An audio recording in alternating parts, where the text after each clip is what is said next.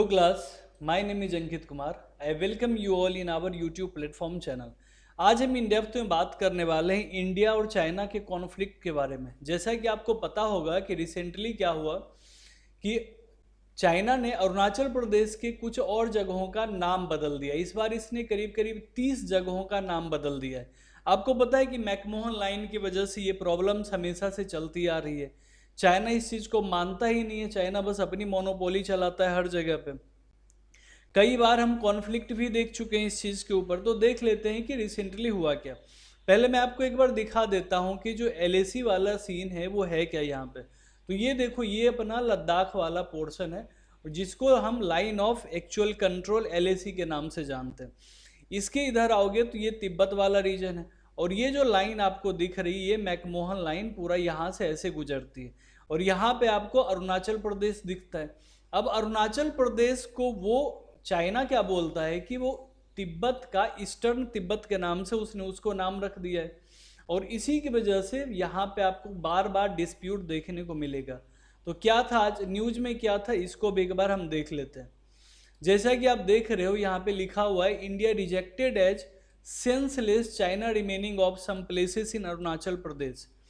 India हमेशा से reject कर रहा है. देखो मीडिया भी इसके ऊपर बात नहीं करती. अगर सही सही मैं बताऊं तो अरुणाचल प्रदेश के काफ़ी बड़े हिस्से पे चाइना ने अपना कब्जा जमा रखा है.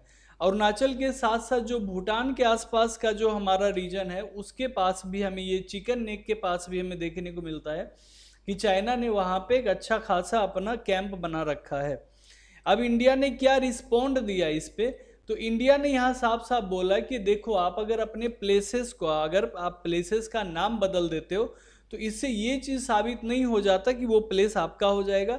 जो अरुणाचल प्रदेश है, ये जो अरुणाचल प्रदेश वाला रीजन आप देख रहे हो, तो अरुणाचल प्रदेश जो है इंडिया का इंटीग्रल पार्ट हमेशा से था और रहेगा.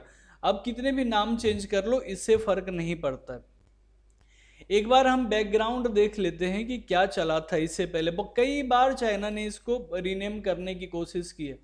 आप देख सकते हो कि 2023 में भी बीजिंग ने क्या किया था, 11 प्लेसेस जो थे, 11 जगहों का अरुणाचल प्रदेश के अंदर जो है नाम चेंज किया था. उससे पहले हमने क्या देखा था कि पहली बार इन्होंने 2017 में 6 प्लेसेस का नाम बदला था एंड 2021 में भी इन्होंने 15 प्लेसेस का नाम बदला है. आप देख सकते हो चाइना हर जगह अपनी मोनोपोली दिखाता है. इवन ताइवान के ऊपर भी ये कब्जा करने के बारे में सोचता रहता है. अब एक बार हम देख लेते हैं ये मैकमोहन लाइन जिसके वजह से डिस्प्यूट होते रहते हैं. अब देखो ये नामखा चू से लेके ये दीचू पास जो है यहाँ तक आपको पूरा का पूरा ये एक मैकमोहन लाइन दिखेगा जो एक तरफ इंडिया है और दूसरी तरफ जो तिब्बत है, जो कि तिब्बत ऑक्यूपाइड, जो चाइना ने जिसे ऑक्यूपाई कर रखा है तिब्बत वाले रीजन को, ये रीजन आपको दिखेगा. और दूसरा यहाँ पे जो आपको भूटान से जुड़ता हुआ एरिया दिख रहा है, इसको यहाँ पे हम चिकन नेक के आसपास का जो एरिया है ये भी आपको यहाँ पे बहुत ज़्यादा न्यूज में दिखेगा. तो एक बार देख लेते हैं बैकग्राउंड. तो क्या हुआ था कि शिमला कॉन्फ्रेंस के द्वारा 1913-14 में क्या हुआ था कि इंडिया, चाइना, तिब्बत, इन सब के रिप्रेजेंटेटिव हमारे शिमला के अंदर मिलते हैं और वहाँ पे फाइनली जो मैकमोहन जो कि सेक्रेटरी होते हैं वो एक लाइन ड्रॉ करते हैं.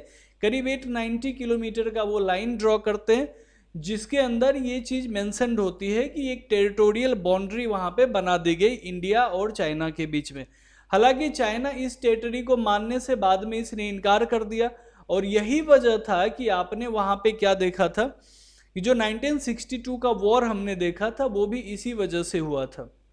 और ईस्टर्न सेक्टर की बात करें ना तो देखो चाइना के पास भास्ट पॉपुलेशन थी तो उसको स्प्रेड करने के लिए चीज़ें चाहिए और इंडिया जो है एक बहुत ही अच्छे लोकेशन पे है और जिस लोकेशन पे ये बार बार वहाँ पे कब्जा करने की कोशिश करता है, वहाँ पे अपने ट्रूप्स भेजता है तवांग वाले रीजन में.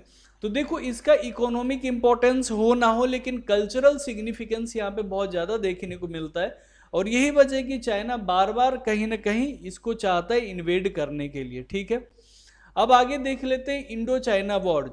तो 1962 में हमने देखा था इंडो चीनो वॉर हुआ था, भारत और चीन का वॉर देखने को मिला था और ये वॉर भी देखो अरुणाचल प्रदेश की वजह से ही हुआ था. इस वॉर में हमने देखा था कि अरुणाचल प्रदेश और उससे जो एडजॉइनिंग बॉर्डर है उसके आसपास करीब करीब हमने 90,000 स्क्वायर किलोमीटर का जो एरिया था ये हमने गवा दिया था। हालांकि उसके बाद ये हुआ था कि फिर मैकमोहन लाइन की को मान लिया गया, दोबारा संधि हो गई और फाइनली जो है कुछ लैंड जो है हमें वापस कर दिया गया और बाकी की लैंड जो है अभी भी डिस्प्यूटेड आपको दिखेगी यहाँ पे, ठीक है। अब ये देख लो, ये उसी मैप का आपको मैं दिखा रहा हूँ, उसी वॉर से रिलेटेड, कि देखो ये एक जगह नहीं है, सिक्किम के ऊपर भी इन्होंने यहाँ पे भी थोड़ा सा दिखाया था। ये जो पूरा का पूरा ये जो आप रीजन देख रहे हो ना, ये पूरे के पूरे रीजन में चाइना बोलता है कि ये हमारा रीजन है। अब यहाँ पे देखो इंडिया बोलता है कि नहीं ये यहाँ तक हमारा है, लेकिन चाइना इस पूरे के पूरे जो रीजन दिख रहा है आपको, यहाँ पे ये कब्जा जमा के बैठा। ये कई बार इसने ट्राई किया यहाँ पे कब्जा बनवाने का, बेस यहाँ पे इसने लगाया। अब हम ये जानते हैं कि आखिर चाइना जो है ये बार बार ऐसा करता क्यों रहता है, चाइना जो है क्यों कंटिन्यूसली क्लेम करता रहता है, इसका क्या पॉलिसी क्या है। तो देखो न्यूज में हम अक्सर देखते रहते हैं कि चाइना की स्ट्रेटजी होती है, वो क्या करता है कि एक हिस्टोरिकल बैकग्राउंड देके किसी दूसरे देश की टेरिटरी को कब्जा करने की वो कोशिश करता है। ये हमने रिसेंटली ताइवान के साथ भी देखा था कि चाइना ने क्या किया कि ताइवान के ऊपर भी उसने बोला कि जो ताइवान है उसकी ही पर्सनल टेरिटरी है और कई बार कब्जा करने की भी कोशिश की। रिसेंटली तो वॉर जैसी सिचुएशन आ गई थी। इससे पहले भी हमने देखा था जो साउथ चाइना सी है, तो साउथ चाइना सी में भी इसने बोल दिया था कि जो यू पॉइंट्स है उसको लेके इसने बोला था कि ये चाइना की टेरिटरी है। और इस पे आपने देखा भी था कि चाइना की मोनोपोली इतनी बढ़ गई यहाँ पे कि यूएसए को अपना वॉरफेयर जो वहाँ पे हथियार लेके गए थे उसको लेके पीछे हटना पड़ा था। तो चाइना कहीं ना कहीं इस पूरे के पूरे रीजन की अगर हम बात करूं तो यहाँ पे अपनी मोनोपोली करने में लगा हुआ है। और हमारे गवर्नमेंट को भी इस पे ध्यान देना चाहिए। हम बार बार ये बोलते हैं कि पाकिस्तान ऑक्यूपाइड कश्मीर जो है पीओके को हम तो कब्जा कर लेंगे, लेकिन जब चाइना की बात आती है तो हमारी गवर्नमेंट ज़्यादा कुछ एक्शन कर नहीं पाती वहाँ पे।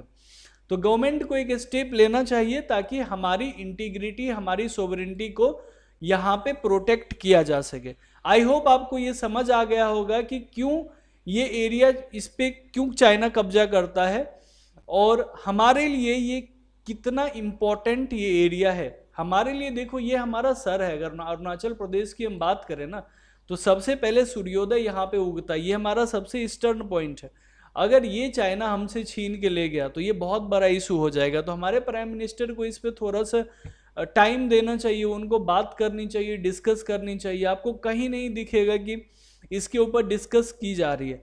अभी जब ये कॉन्फ्लिक्ट हुआ है कि 30 जगहों के बारे में जब ये चाइना ने इसका रीनेम किया तो सिर्फ और सिर्फ एक लाइन का स्टेंस आया हमारे फॉरेन मिनिस्टर एस जयशंकर जी के द्वारा। इन्होंने बस एक लाइन में ये बोल दिया कि देखो किसी और का, किसी के घर को आप अपना घर कह दोगे तो आपका घर नहीं हो जाएगा। ये काफ़ी नहीं है, चाइना को अब आपको करारा जवाब देना पड़ेगा। तो आपकी क्या राय है आप हमें कमेंट में ज़रूर बताइएगा। मिलते हैं अगले वीडियो में, तब तक के लिए थैंक यू सो मच।